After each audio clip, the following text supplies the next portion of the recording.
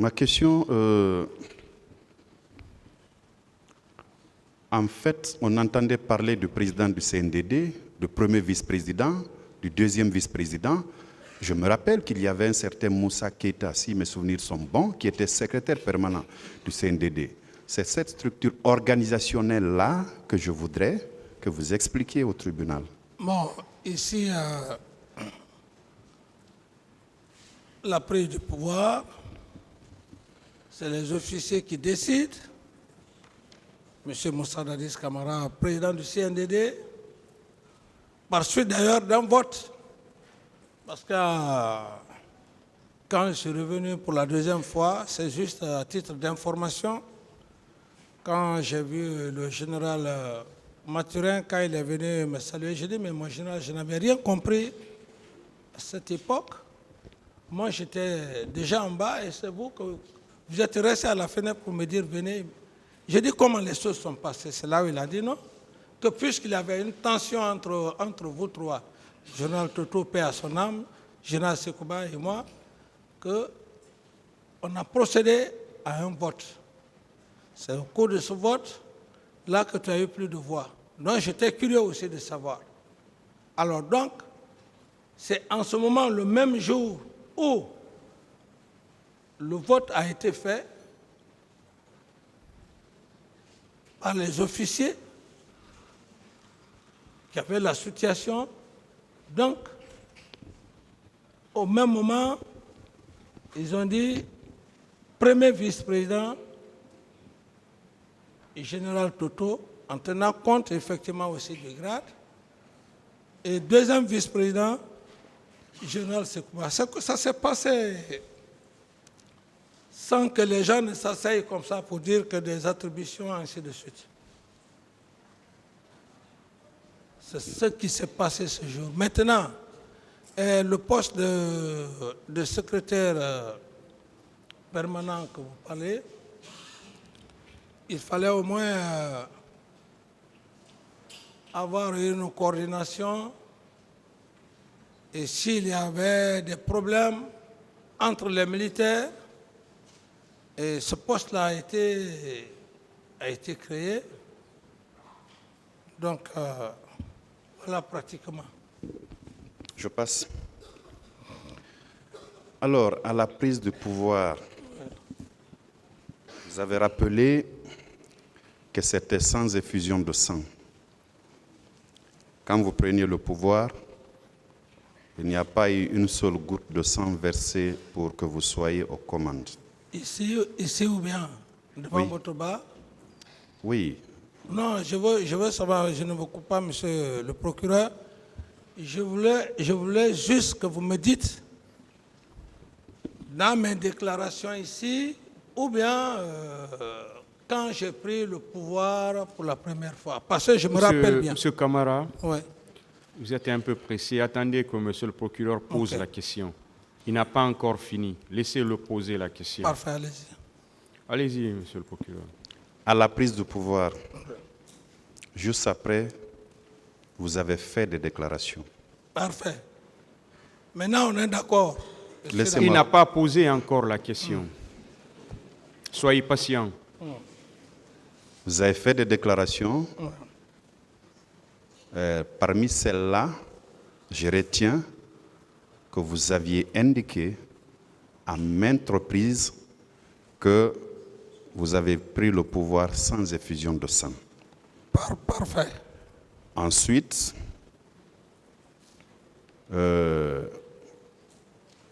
les Guinéens vous ont acclamé. Parfait. Les forces vives de la nation en ont fait autant. Parfait. Les leaders politiques aussi. Parfait. Alors, après tout ça, qu'est-ce qui a envoyé un hiatus entre vous et les forces vives de la nation? Autrement dit, qu'est-ce qui a été la divergence de vue entre vous et les forces vives de la nation pour que celle-là puisse appeler à un meeting? Qu'est-ce qui a envoyé ça? Merci bien, monsieur le procureur. Vous savez, ce sont des questions comme ça que le peuple de Guinée a besoin, monsieur le procureur. Après tout ça, pourquoi il y a eu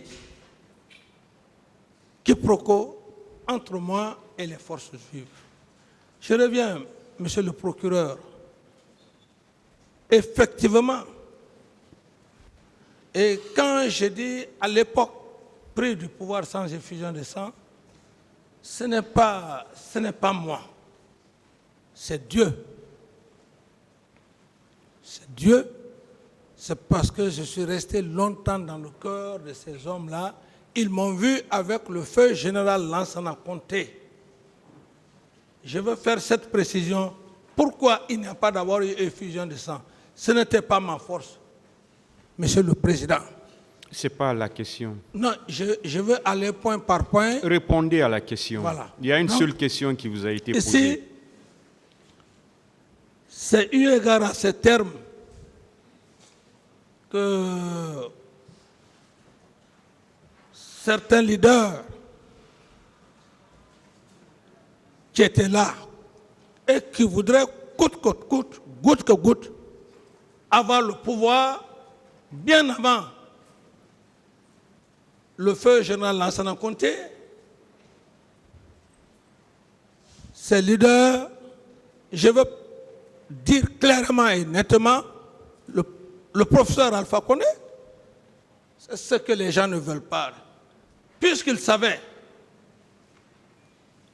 depuis le temps du feu Ahmed Sékou Touré, jusqu'au feu général Lansana Conté, ils voyaient, et dans des déclarations même, ils disaient qu'un régime, s'il n'y a pas ça, il faut passer par les armes. Donc, voir une jeune équipe qui est là, et avec les conditions qu'ils voulaient pour que les élections se fassent, après avoir embobiné toutes les forces vives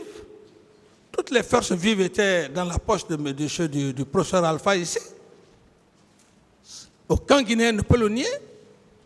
Alors, il en a profité parce que les objectifs qu'il voulait que moi je fasse, je n'ai pas cette éducation. Je ne pouvais pas, je n'étais pas un homme manipulable. C'est pour cette raison que j'ai été très clair avec monsieur le Président ici. Ces forces vives, il en a aussi roulé tous les leaders politiques dans la farine. Même moi. Mais à la seule différence que j'étais aussi intelligent. Cette force vive que vous parlez, monsieur le procureur, quand on parle de force vive, il faut parler de LL, d'Alain Diallo. Il faut parler de M. Sidia. Le professeur Alpha Condé avait mobilisé, avait roulé tous ces leaders politiques dans la farine. Entouré de la société civile. Et d'abord, avec quelle expérience? Il en a vécu avec le feu Ba Mamadou, Père son âme, feu Sirajo. Et c'était le seul vétéran parmi ces jeunes. Quand il a fini de les embobiner, de leur donner confiance, dans l'esprit de dire, bon, même le jour où ils faisaient leur réunion pour dire, bon voilà, moi, je suis vieux, vous les jeunes, si vous vous laissez faire par ce jeune capitaine-là, c'est votre problème. Moi, j'ai fini mon temps, alors que c'était faux. Et les leaders politiques ont cru à ça. Donc, je reviens à votre question simplement, monsieur le procureur.